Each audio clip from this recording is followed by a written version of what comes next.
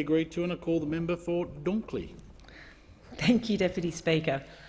This chamber, this parliament, is full of people whose lives have been enhanced by university degrees. It's full of people whose opportunities for work and for civic engagement have been enhanced by university degrees. Some people in this place are the first person in their families to ever attend university. My husband is not only the only person in his family to finish high school, he's the first person to attend university and is now a professor at Monash University. My father was a public school teacher and then the head of the School of Education at Charles Sturt University, dedicated to teaching teachers to teach. There are members of this chamber who have worked at universities. There are many, many people in this chamber whose work opportunities were enhanced because they studied degrees such as law degrees. They studied accounting, they studied administration, economics, which I'll return to, but one might think is a pretty important area of study when you're going through the largest recession in 100 years in this country. Commerce. People in this chamber studied communications, and I suspect marketing. And many, many people in this chamber studied humanities. We got the benefit of studying those subjects, which led to the diverse range of jobs and life experiences that we bring to this place, and that enhances our ability to represent our communities. But unfortunately, this government wants to pull up the drawbridge behind all of us and make it that much harder for people in our electorates to study those subjects and to reap those benefits and have those opportunities in life.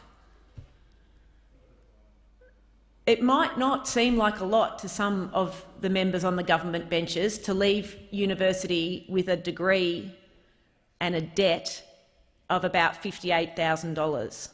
But I can tell you that in my community, that makes going to university almost inconceivable.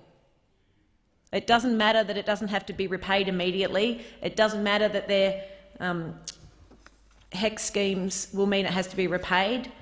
What it matters is we are asking young people to leave university with nearly $60,000 worth of debt hanging over them, and to do so in an economy that is going to be struggling to recover from this recession for years to come.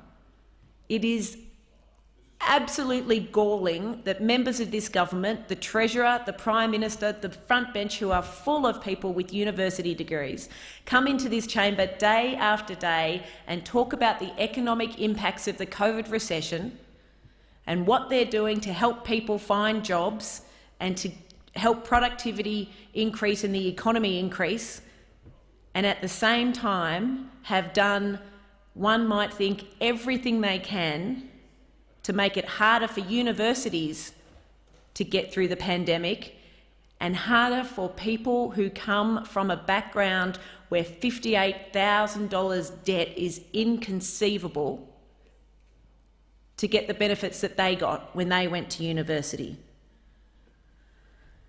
And it's easy enough to disparage an arts degree, isn't it? Oh, well, that's basket weaving. You know what people study when they study arts degrees? They study philosophy, they study critical thinking, they study history. And we know what happens if you don't learn from your history. They study economics. Like me, they study psychology. They study social work.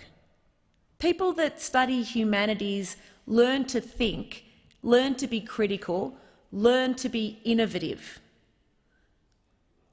And when we're talking about the future of work and being skills ready, it is absolutely important and laudable that we get more people studying STEM. There wouldn't be a person in this chamber that isn't behind that. But when we talk about the future of work and STEM and automation and the impact of technology, the jobs that aren't going to be able to be automated require people to be able to think innovatively, to be critical, to be imaginative, to work in the care economy and have the skills to be able to look after others and to think about better ways to look after others. And while this government might not want people to be in universities thinking critically about policies, coming up with innovative ideas, applying ethics and philosophy to the decisions that are made in policy, that is absolutely critical role for a civilised, forward-thinking, educated community. And as I've said in speeches before, we are looking at driverless cars in our near future, as inconceivable as that might be to some of us who grew up with the Jetsons and thought it was a fairy tale. We're looking at driverless cars. Of course it's scientists and engineers and digital specialists who are designing them, but you know who is working out how to make driverless cars work so that they stop before hitting a pedestrian, so that they make decisions that we make subconsciously or unconsciously about whether to drive up a curb and hit a tree or to keep driving and hit a person? Ethicists, philosophers, thinkers, people who are in the humanities sections of universities. And that's why the government's job-ready, I can't remember which job it is, job-ready, job maker, whatever it is, university legislation of all the job acronyms that this government's come up with, is fundamentally flawed. And as members have said before me, it's also flawed because we are now looking at a university sector where there is a perverse incentive for universities who have had billions and billions cut out of their funding to now offer more places to those cheaper degrees than the ones the government thinks it wants people to study. I want to just mention, because the member for Higgins asserted that it's absolutely false that universities have been cut out of JobSeeker. I know JobKeeper. It's another job acronym, JobKeeper. I know that the member worked at a university, but I think if she goes and talks to some, she'll find out that they're absolutely flabbergasted to hear that they weren't cut out of JobKeeper, and weren't cut out of JobKeeper deliberately, because every time it seemed that universities would meet the thresholds to qualify for JobKeeper, what did this government do? Change the thresholds. They've been cut out. 12,500 jobs across the university sector have been lost. You know, one of the first sectors to be hit by the pandemic. Universities which have been relying on foreign students in part because of lack of proper funding lost those foreign students and were hit hard. And they tried to explain time and time again to this government that it wasn't just their employees, direct employees, that would be hit. It's the local economic ecosphere around universities that would also be hit because of the cleaners and the maintenance people, because of the cafes that will have to be shut down, because of the economic ecosphere that builds up around a university. And I tell you what, we know that in my electorate of Dunkley. We know that with Monash University Peninsula campus. That is part of our ecosphere, and we feel the cuts. I want to, before I finish, pay tribute to two employees of Monash University Peninsula campus who are no longer, at the end of this year, going to be employees. Monash University, as we all know, has felt the financial impact of COVID-19 and have about $350 million worth of funding shortfall because of that funding shortfall. And they've had to cut back, and they didn't want to cut back in the areas of staffing, of course they didn't, but they've had to cut back in areas of student admin and engagement, research support and the library. Sadly, at Monash University, one of the decisions is that the Office of PVC, Major Campuses and Student Engagement Team at Peninsula Campus has been disestablished. And I know that Monash University will continue its commitment to the Peninsula Campus, and the advisory committee that I'm privileged to be on will continue to operate. But one of the consequences, it means that we're losing Melinda Caffarella and Michael Watchhorn. Melinda and Michael have made an outstanding contribution to not just Monash University, but our community over many years, and we owe them and we give them our gratitude and thanks. Melinda commenced at the uni in 2006 and Michael in 2012, and together they've coordinated 8 open days, welcoming in excess of 25,000 prospective students and their families through the gates. They've welcomed and oriented new students from 18 intakes for in excess of 11,383 new students. Michael has worked very hard with the region's industry partners, schools and local government, state and federal government I might also say, on countless projects and committees. They've overseen planning, build and official opening of the Monash Peninsula Activity and Recreation Centre, Gillies Hall and the new Student Hub, Gillies Hall is an amazing example of an economically sustainable building. They've overseen a targeted regional marketing campaign for the campus, establishing a campus social media presence, hosted countless conferences for local organisations, run hundreds of seminars, staff engagement events and workshops for internal and external stakeholders. Michael arranged for Monash University to host my first ever Dunkley Students Environment Day last year, where students across the high schools in my electorate came and talked about sustainability and what we can do to make a more sustainable community, state and country, and I thank him again for that. And they've overseen numerous capital development projects to improve the campus amenity and student experience. They will be missed, and on behalf of our community, I thank them for their leadership, for connecting the campus with the community and giving the campus a profile, and commit to doing all that I can to carry on their work.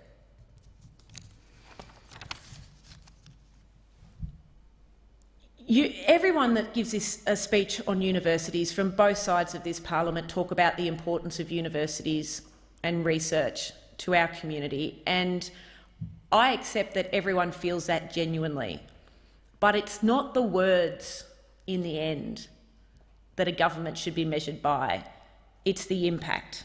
It's what actually happens. And we know that in the university sector, we have outstanding researchers and lecturers, administrators, who are already working in a highly casualised and insecure jobs. They were already working contract to contract. The idea of tenure has all but disappeared for many people. And for some, that's fine. For some, a 5-year contract is what they want. But for many people working in the university sector, it's not what they want, and they certainly don't want rolling 12-month contracts. And just door-knocking across my electorate of Dunkley, I've come across many employees of universities, many of whom have been scientific researchers, whose biggest concern that they raise with me is the insecurity of employment. But of course now they're faced with greater insecurity of employment because universities have been cut out of JobKeeper, because there has been over $2 billion worth of cuts before the extra $1 billion worth of cuts with the Job Ready legislation, and because of the brutal impact of the lack of international students. So while measures in this legislation are welcome, and while this government has made announcements about further funding for research, it's really a drop in the bucket compared to what needs to be done. This is a government that was able to bring in legislation for an integrity unit for university students to make sure they didn't cheat at exams during the COVID pandemic, but wasn't able to bring in an integrity commission to oversee politicians and public servants because apparently they were too busy during the pandemic. This is a government that, when it needs to pick a fight about anything, from freedom of speech to the way in which students behave, turn to the university sector to demonise them. This is a government that is suggesting that the range of degrees in humanities, law, economics and commerce aren't worthy as job preparedness degrees. And the figures that we quote about jobs that are lost and funding that is cut, aren't figures, they're people. I've spoken before about Nicole in my electorate, whose son is doing first year law this year and daughter will start law next year. She's going to graduate with double the debt of her brother. It's not fair, it's not right, and the government has time to fix it. Members, time has expired. Before I call the member for Curtin, I just want to remind members of Standing Order 62 and ask